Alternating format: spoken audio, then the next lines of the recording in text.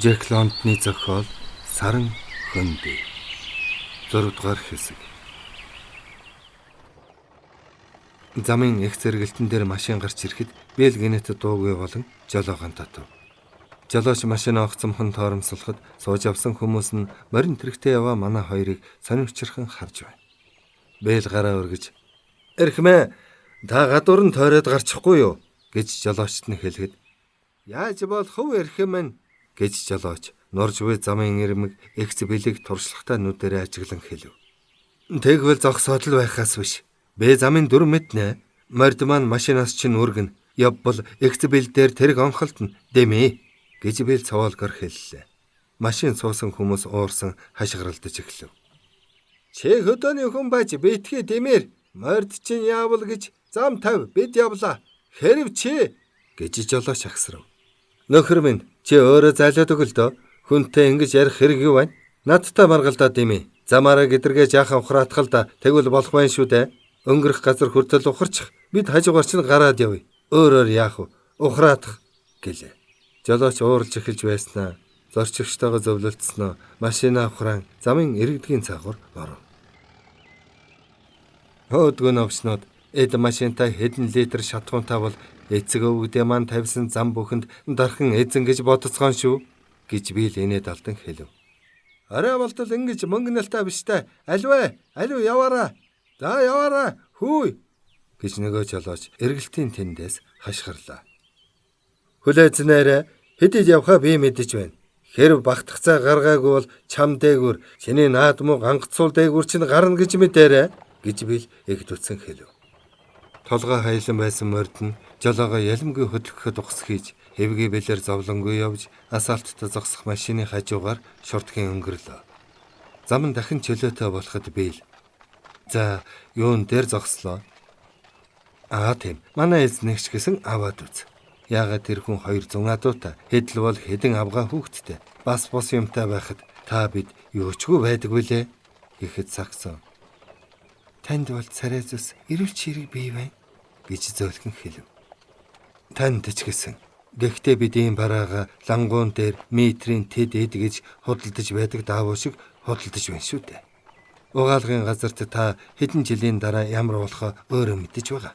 Намайг хартаа өдөр болгон хүч тамираа хэсэглэн худалдаж яваалхан.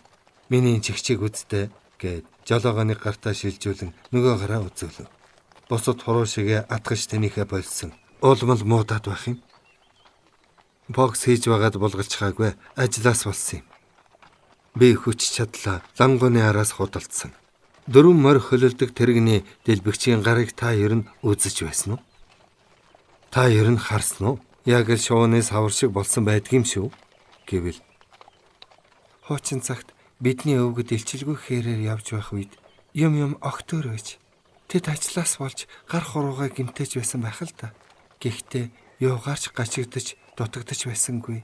Морь малаас өксүүлэн юмтай байж" гэв. Яг үнэн өөрснийхөө төлөө ажиллаж байсан юм чинь аргагүй. Гараа бэртэхтэй ч өөрцгүй.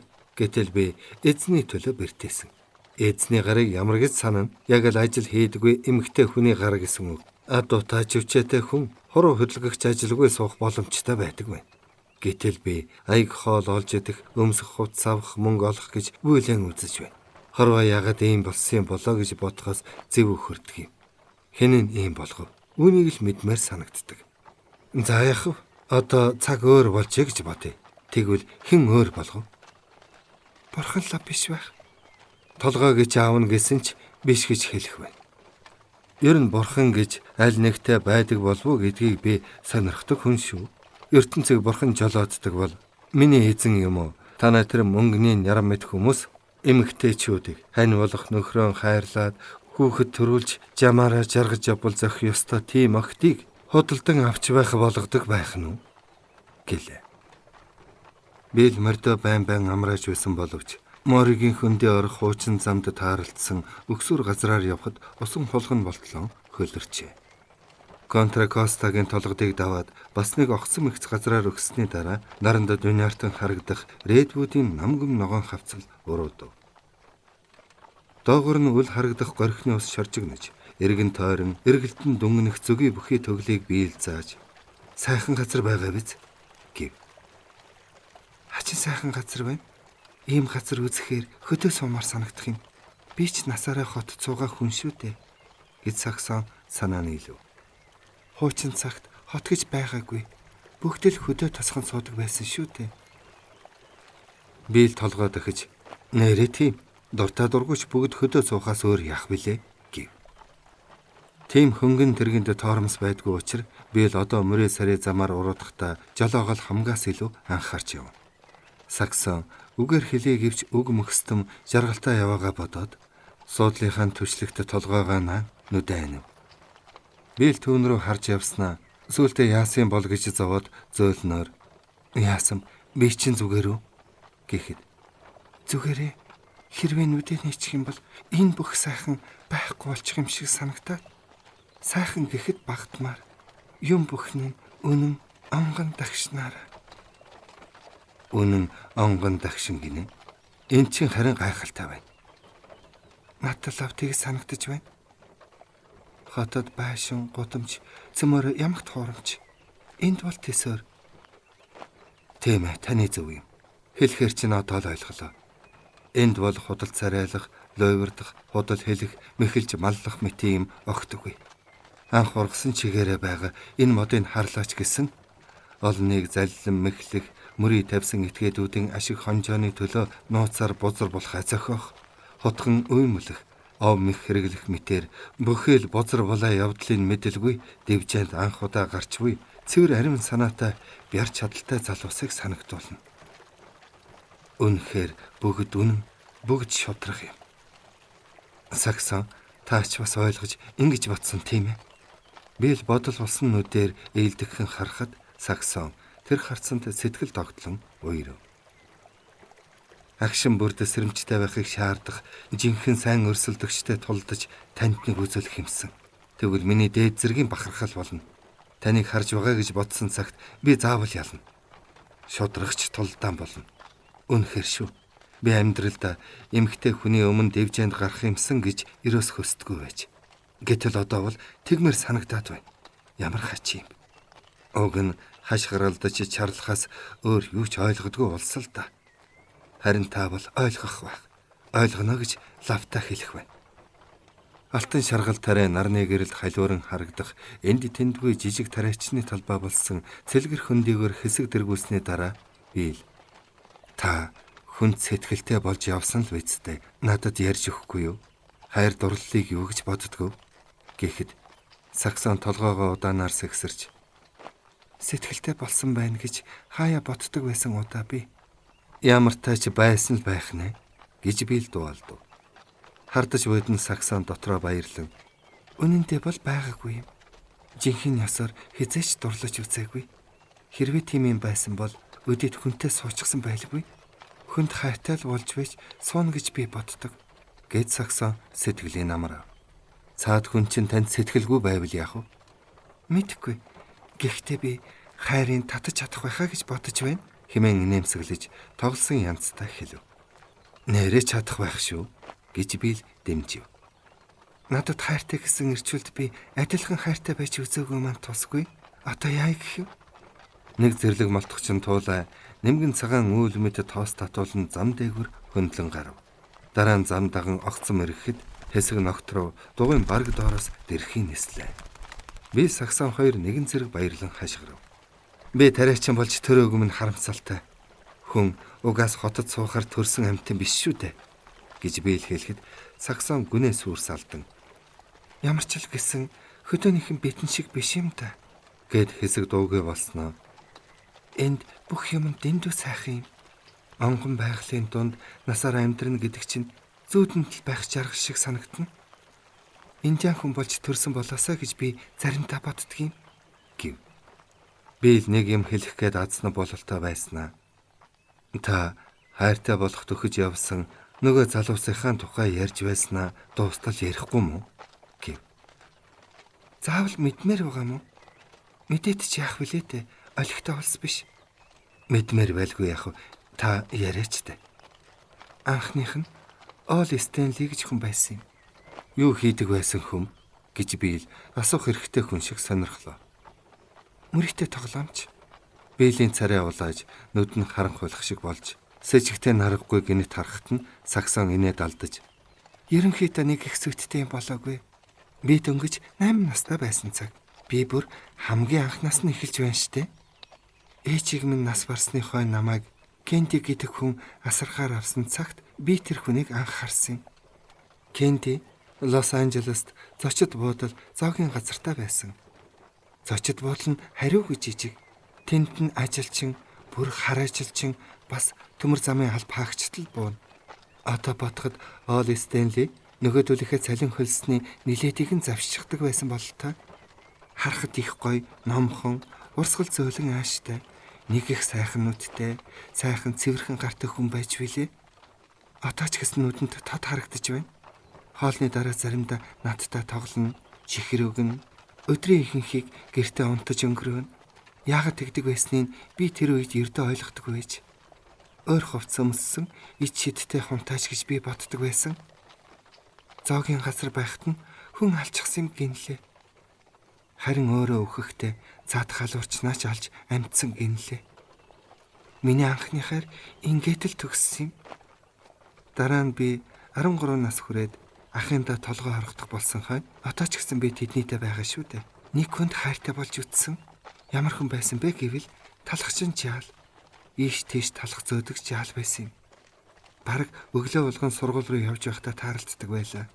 Тэр жаал Вид стрит гудамжаар уруудаа явсаар 12 дугаар гудамж руу иргэн. Морины жолоо барьж явдаг нь аятайхан санагдсан байсан ч байж мэднэ. Ямар ч байсан би түнд 2 сар хэртэ дуртай байсан юм даг. Тэгсэн чинь нөгөөх маань ажлаасаа халагдсан юм уу? Эсвэл ямар нэгэн гай завлан болсон юм уу бүү мэд. Оронд нь өөр нэг залуу явах болсон. Нөгөө жал бит хоёр хоорондоо ганц ч үг сольж үзээгүй юм даг. Дараа нь 16 хүрээд байхад нөгөө нягтлангуудад нүртэй хүн байгааз. Гар нь бас болбраа аятайхан хүн шиг байсан боловч миний дургуг төдгөн хүрчихсэн. Манай газрын тэр нябог Чарли Лонг надтай хардаа зодчихсан юм. Чарли Лонгтой би Хик Мэйрийн консервийн үйлдвэрт ажиллаж байхдаа танилцсан юм. Юу гэмээр юм бэ? Танаа тэр эзний өрөөсөн дугуй гэх юм уу? Би тэр хүнд хизээч үнэн голоосоо хайртай байж үзээгүй. Үнэхээр шүү биелий. Нэг л тусгүй хүн гэдгийг төдгөн мэдсэн. Харин цаасан хайрцагны үйлдвэрт ажиллаж байхдаа Эмпориумын даамал Кан гэдэг хүнд дурлмаар санагдсан. 11-р гудамж Вашингтон гудамж 2-т байдаг мэднэ үсттэй. Тун сайхан дог явдаг хүн байсан. Дэндүү дог тэр нь л өөрт нь гай болсон байх. Дог сайхнаас цаашгүй хиймэргүй хүн байлаа. Надтай суух санаатай байсан. Би даанч тоогоогүй. Яагад гэвэл би түнд сэтгэлгүй байсан. Хавчиг цээжтэй, чөргөр гар нь хүйтэн, дандаа хөлрөн, хувцлахтаа л гарамга, зургал гэсэн үг. Амиа хорлох, усанд орж өхөнч гих шиг юм яриад л байсан. Би ч шулуухал холдож явсан. Харин тэрнээс хойш яагаад ч үгүй. Би дэндүү голомхоо болоод л тэр байх. Ер нь л таармаар хүн байхгүй шиг санагдсан. Би ирчүүдтэй харьцах тал дээр тийм сайн биш. Би биенээсээ гол зүйлээ нугаад л байх шиг санагддаг байсан. Нэг нөгөө ярилцсан гэж ер байхгүй. Яаж мэхэлгүй гэсэн шинжтэй байдаг байж.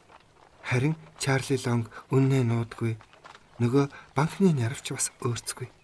Гэтэл дургуйг нь хүргэсэн. Эр хүнтэй сэрэмжтэй байхгүй бол горгүй юм та гэсэн бодол төрдөг байлаа. Тэд хүн хайрлаж хүний хайрыг татах улс биш гэдгийг би сайн мэдэж байсан юм. Саксон дуугүй болж морьда анхааралтай жолоодж яваа Билийн нүрийг хажуунаас нь ажив.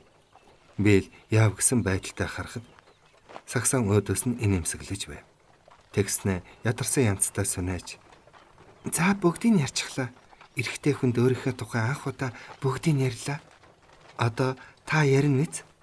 Гэлээ. Саксон минь надад яриад байх нэг их гойд юм байхгүй л дээ. Би хүүхнүүдтэй нэг их сүйд болж яваагүй. Суух барихтаа ч хурч байсан удаагүй. Берт Мерфи митинг ирчүүлтэл илүү их найзалдаг байсан. Харин сүүлдээ дасгал хийж дараа нь Фокс оролдоод юун эмгтээчүүтэй марзганаж явах зав зайж байхгүй. Саксон минь би өөрийгөө сэвгүй хүн гэж байгаа юм биш. Гэхдээ та миний юу ярьж байгааг ойлгож байгаа үсттэй. Би ганц ч хүүхэнтэй хайр сэтгэлийн үг одоо хүртэл ярилцаж үзээгүй. Үнэн дээр тэгч боломж байсангүй. Саксон энэ залуугийн чин ариун эвдрээгүй сэтгэлийг бодхоос зүрх нь хүчтэй зөхлөвч зориуд өдөж тэглээч гэсэн хүүхнүүд танд бүгдээрээ дурладаг байсан шүү дээ гэв. Бил чимээгүйхэн мордийнхаа толгойг ширтэв. Нэг хоёр ч биш зөндөө олон гэж Саксон лавшруулахад Бил хариу дуугарахгүй л байлаа. Үнэн биз дээ? Тийм байж болох юм. Гэхдээ миний буруу биш шүү дээ. Өөрснөө шохоргоод байхад надад ямар хамаатай юм? Тэгвэл тэднээс дөлөх нь миний дур, тийм биз дээ. Ер нь бүсгүйчл боксчдын хойноос яаж хөөцөлддгийг та мэдэхгүй байх л да. Энэ авгай хүүхнүүдэд ичхнүүр, имээх зовх юм гэж юр байдгүй байх гэж заримдаа бодогддог байсан шүү. Тэднээс нэг их зүгтаад байсан юмгүй. Гэхдээ тэд нэгч бас хөөцөлдөөжгүй.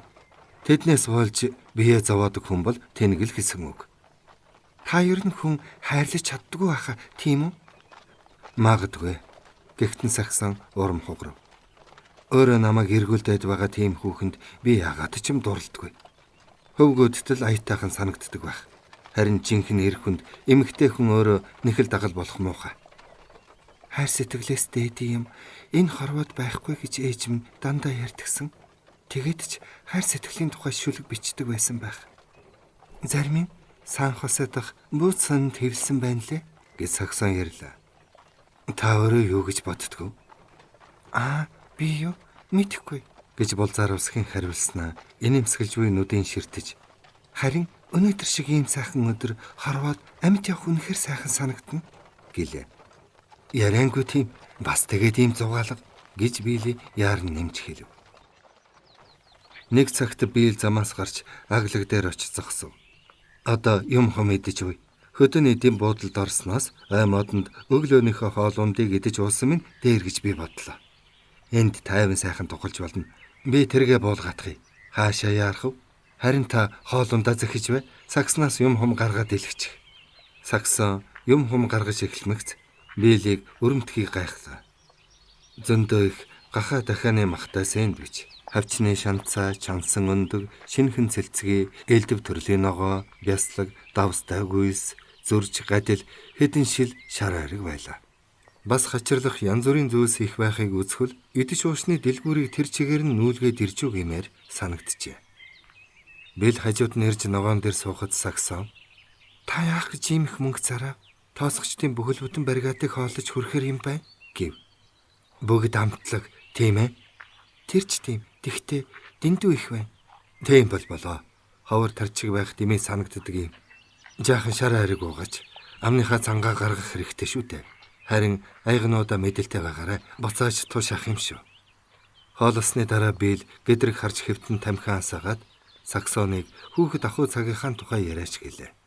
Саксон ахын дасуудаг 7 хоногт сууц хоолны мөнгө гэж тэднийд $4.50 төлдгөө ярив. 15 дахь сургуулиа төгсч үйлдвэрт 7 хоногт $4 хөлстэй ажилд ороод 3-ыг нь хадам игч саарад өгдөг байсан гэв. Нөгөө буудлын эзэн чинь таныг ямар учраас асархаар авсан юм бол? Саксон мөрөө хавцс хийснэ. Үнэнтэй сайн мэдэхгүй. Манай хамаатан садан бүгд хөрөнгө чинээ нэмгнээс болсон байж магадгүй. Өөрсдийгөө яая гэж байсан биз? Буудлын эзэн Кэди миний эцгийн суманд жагсаалын цэрэг явсан. Тэгээд Халим Ахмадын аавыг маань ингэж хожилдог байж нэрийг нь барьж тангаргалсан юм гэдэг. Дайны үеэр хөлн шархтахад эмч нар тайрна гэхэд эцэг маань тэгүүлээгүй. Тэгээд л эргэтэн бүтэн үлдсэнтэй аавд минь насаараа талархах болж. Зочид буудал зоогийн газрынх нь орлого ихтэй байж ээжийг минь нас барахад аавын шарлын хажууд оршуулж өгсөн гэж хожимд дууссан. Би ихийнхээ хүснээр Вил ахынд очих байсан. Гэтэл тэдний аж ахуй байсан Вентурын ууланд уйман гарч хүн чалагдсан сурагд болдож мал туугч шивэ хашаанаас л болсон юм гэлүү дээ.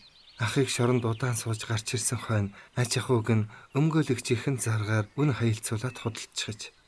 Нас өтөлсөн хойно авгаан өвчтэй амь зуухын ирэхээр сард $40 хөлстэй шиний манаач болсон юм байж. Тэгэд намайг асрах тэнхэлгүй болохоор Кэд авсан байна л да.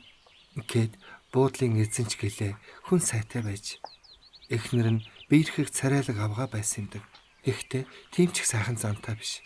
Хожимл ингэж дуулсан надад их сайн байсан.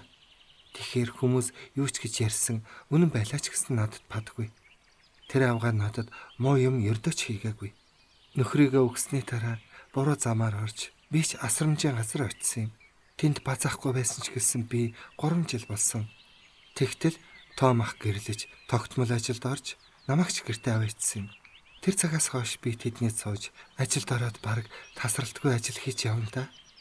Саксон гонигтнүүдээр алсыг харан нахиаланбуу намуу цэцгсийн дундах шивээ хашааг ширтэв. Бэл ногоон дээр хөвцөн хэвээр агаад Саксоны дуургадуу хөөрхөн царайг дороос нь ажиглан багтах сэтгэл төрж тохоогон хүртэл нүцгэлсэн түүний гарт гараа яархан хөргөж хөөрхийн амтан гэхдээ түүний нүдэнд гайхах баясах зэрэгцэн харц тодорхой байлаа. Таны арьс яасаг хүүтинд минийх бол дандаа халуун байдаг хүрээд үзтээ. Түүний гар нь халуун чиглэгдэх сахлаа сайтрах уссан дээд уруул дээр нь хөлс жижигхэн совд мэт бурзай. Таны бүр хөлс цовчгож гээд Саксон өөрийнхөө алчуураар биелийн дух уруул бас алганых нь хөлсийг арчив. Би чинь арьсаараа амьсгалдаг хүн дээ гээд инээснэ. Сургуульд сурч дасгал хийж байхад манай ухаантнууд энэ бол эрүүлийн шинж гэдэг байсан юм. Гэхдээ өнөөдөр яагаад ч юм илүү их хөлрөөд байна. Хач юм тийм ээ гэлээ. Алганых нь хөлсийг арчих гэж барьсан гарын тавилсан боловч арчид дуусмагц биел дахин гарын барьлаа. Таны арьс гайхмаар хүйтэн, хилэн шиг зөөлөн, торох шиг гөлгөр, тун сайхан гэж биел бас л гайхан шагшив. Барьсан гараа тохоог нь хүртэл нэг явуулснаа буцаага тэг дунд нь зогсов. Зуны халуун наран дудаан явж, ялимгүй ноцорсон биеинд нь тэнхүү хөрөхөд Саксоны гижиг хөрөх шиг болж тэрхэн хооронд энэ хүний гар ер нь бүх юм энэ хүнийг инхрийлэн хайрлаж болох юм байна гэж бодов. Сайхан сэрвцлээ. Одоо алгаа дулаацуулъя гэж би л өөдөөс нь харалгүй хэлсэн боловч залрахыг маягтай инээжгүйг нь Саксон ажив. Би л гарыг нь инхрийлэн илэхэд Саксон уруулыг нь хараад эртүүд өнсгт нь хачин санагдаж сэтгэл нь догдолж байснаа санав. Би л хэдэн хором сэтгэл нь ихэд хөдөлсөн байдалтай дуугүй байснаа. Цааш нь ярил да. Уруулыг чинь хараад баймаар байна. Хөдлөх бүртээ үнсэж байгаа юм шиг санагдах юм байна шүү гэлээ. Урмыг нь хуглаад яах вэ гэж бодсон авч Саксон. Миний хэлэх үг танд таалагдахгүй байхаа та гэв. Хэлэл дээ. Надад таалагдахгүй үг гэж байхгүй. За тэгвэл хаан гэж байна. Тэртээ шивээ хашааны тэнд улаан намуу цэцэг байна. Би тэрийг авмаар байна. Тэгээд буцах цаг болно мэз. Би дийлтлээ гэж би л инээд алдан. Ямар ч гэсэн та 25 удаа хий үнслээ. Би тоолсон. Юу вэ? Та надад хадлан дуусгад гэдэг дуугаа дуулж өгөөч. Дуулахдаа сэрүүхэн гараа бариулаарай. Тэгээд л явъя гэв. Саксон нүдрөө нь харан дуулахад би л уруулын ширтэж байлаа. Саксон дуулж дуусаад гараа яархан салгаад бослоо. Би л морд руугаа явахдаа Саксонд гадуур цамцаан тайлж өгөв. Өөрийн гисэн үзэл бодолтой бие даасан охид хэр баргийн эмэг тоодгүй боловч Саксон хүний анхаарал халамжийг үнэлв. Түүнээс гадна хуучин цагт Калифорнид ирж байсан Испани Калифорни Кабалере нарыг хөлөг баатар мэт эрлэхийг боловч ээлдэг зантай улс байсан гэдгийг анхны Америкчүүдийн авгаа нарын ярианаас бүр харин ялахтаа сонсч байснаа нэхэн санджээ. Тэр хоёр зүүн ургаш алсуур тойрон эргэж Контракостын толгодыг давж Фрутвейлийн улаан ойн шов хориглын хажуугаар налуу бэлтахан бууж эхлэхэд нар шингэж байв. Тэндээс доош харанх үед тэртех тэнгис хүртлэх цагаан талд тариалангийн талбай шатрын хөлөг мэт үзэгдэх ба. Элмхерст, Сан Леандро, Хейвордсхот тус торойно. Өмнө зөвхт Оклендийн утаа тэнгэрийн хаяг бодон туулж цаадах болонгийн тэртээ орших Сан Францискогийн дэрэгдэх зарим чийдэн ассан байна. Нэгэнд харанхуй болоход бэл дууга хачрахмаар хурааж, лав хагас цаг хэртэй Саксонтой хамт яваагач мартаад үчийн сэрэм салхи үлээж эхлэхдээ өөрийн болон Саксоны хөлийг хучих гэж сая нэг санав бололтой. Саксон та юу бодов гэж асуумаар олон удаа завдсан боловч ам найсангүй. Хажууд нь тун ойр бараг наалдах шахан суух тул хоёр биеийн илж харилцсан нэвтрээд бие сэтгэл нь хачин сайхан тайвшрах бөлгөө. Бэлгэнэт Саксон минь хоёулаа ингэж дууга хурааж явахын хэрэг юу байх вүлээ? Би бүр өглөөний хоолноос эхлээд нэг юм хэлэх гэж хэлмэн загтнат байсан юм. Хоёулаа суувал яасан юм гэлээ. Битүүхэндээ баярлсан боловч Саксон түүний хэлж буйг тоглоом биш болохыг ойлгожээ. Гэхдээ шууд зөвшөөрөх хэрэггүй. Азнах хэрэгтэй. Жаал хөөцөлдөг, өөрт нь хүсвэжтэй, улам хэрэгтэй хүн гэдгийг ойлгох гэж төрөлхийн зөн совин нь зааж өгөх шиг болов. Түүнээс гадна Билл өөрийнх нь хүсэл мөрөөдөл, омгорхог бардам цан ялимгүй хөдлөсөн болол та. Өөртөө суухыг бодсон үгээ хүн ийм тайван, хээвнэг хэлэх юм гэж юу бодоогүй болохоор эгэл байдлаар шулуухан хэлэхэд дург нь баг зэрэг хүрв. Нөгөө талаар одоо энэ залуу нэгэнд үннээ хэлж өөрийнх нь амьдралын хань болоход бэлэн байгааг нь бодхоос илүү их хайрламар санагдав. Саксон минь та юу гэж бодож байна? За, үгүй хоёрын нэгийг хэлчихэл. Танд хайртайг минь харгалзан үзээрэй. Би даанч хайртай шүү. Хайртай дал сууя гэж гуйж байна. Тэрнээс биш би өөр ганц ч хүүхнийг ингэж байгаагүй юм. Хоёул дахин дуугүй болов. Тэрэгний бүтээлгээр хутсан хөл нь өвдгөөрөө нийлэхэд сэтгэл гжигдэж халуун бүлээхэн сэрэл давтаж байгаа Саксон ойлголоо. Ийм явдал юунд хүрэхийг бодохоос царай нь улаа. Билл та хэттэй гэж Саксон бас л гинэт асуулаа. 22 та. Би 24-тэй шүү дээ. Аль хэдийн мэдсэн. Та асрамжийн газраас хэдэн настай гарсан, үйлдвэрийн газар, консервийн үйлдвэрт, угаалгын газар хичнээн жил ажилласнаа надад ярьсан шүү дээ. Намайг тоо мэддэггүй хүн гэж бодоогүй үсттэй. Хэдэн настай байтугай төрсөн өдрийг тань тааж болох л байсан. Гэлээч гэсэн үний юм үннээр дээр би танаас 2 их ч юм. Тэр ямар хамаатай юм? Хэрвээ би танд дурлаагүй бол гэхдээ энэ бүхэн ямар нэгэн зүйлээр холбоотой биш гэж юу? Тийм ээ. Амьдралд хайр шиг чухал юмгүй гэж ээжээ чинь хэлдэг түмэн зөв. Энд л хамаг учир байгаа юм. Та өөрөө ч мэднэ. Тийм биз дээ. Би танд хайртай. Та хань минь болооч. Эн чинь буруу зүйл биш шүү дээ. Зүйтэй юм бүхэн зөв бөгөөд сайн байдаг. Морж бай, нохооч бай, хүнч бай, зүй ёсны л байвал сайхан шүү дээ. Саксон минь хувь тавилан яах ч аргагүй. Та надад амин гол шиг хэрэгтэй байна. Би ч бас танд хэрэгтэй хүн болов уу гэж найдаж байна. Миний энэ 2 гар тэр янз бүрийн нягтлан даамлууд их шиг зөөлөн биш байх. Гэхдээ энэ гар минь таны төлөө ажиллаж таныг юунаас ч болтугай хамгаалж явах болно. Хамгийн гол нь таныг хайрлах гар юм шүү. Саксон ирчүүдээс болгоомжлон тэднийг баахан чамалдгаа энэ удаа болж одоо бие хаацалаад байх хэрэггүй гэж бодлоо. Энэ бол тоглоом биш. Харин хүсэж мөрөөдөж явсан тэр зүйл нь байв. Тийхүү биелийн өмнө ямар ч хүчгүй болж үнийгэн бодхоос гүнээ их баярлана. Түүнийг бусад ирчүүдийн адил зан гаргасан ч тэрийн дагмаар санагдана. Харин энэ хүн бусдын адил тийм зан гарахгүй нү гэхээс айх шиг болж байна. Саксон хэсэг дуугүй байснаа гинэд хамаг бие сэтгэлийг нь эзэмдсэн байдалдан автан хариуг хэлхийн оронд гараа сунган жолоог нь булаацалдах мэтэр гарыг нь барьж аяархан татлаа. Яах гэж байгааг нь Билл ойлгоогүй боловч жолоогоо баруун гартаа шилжүүлэн зүүн гараа суллахад Саксон алганых нь нэвэрт уруулан хүргэлээ. Билл хормын төдий мэл гайхснаа "Чи нэрнэ" гэж амандаа бовтно. Саксон гарын дахин үнсв.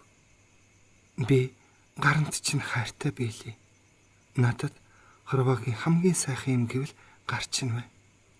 Гарант чинь хайртайгаа ярий гэвэл хичнээн ч цаг ярьж чадхаар бай." Билл мордоо зогсон жолоогоон ташууртаа орож Саксон руу эргэж түүнийг тэрэн үнслээ. Саксон "Билл, би чамтай сайн ихнэр болно" гэж мэгшив. Билл нулим сасгарах нүдийг үнсээд дахин урал дээрэн шуналтай үнсв.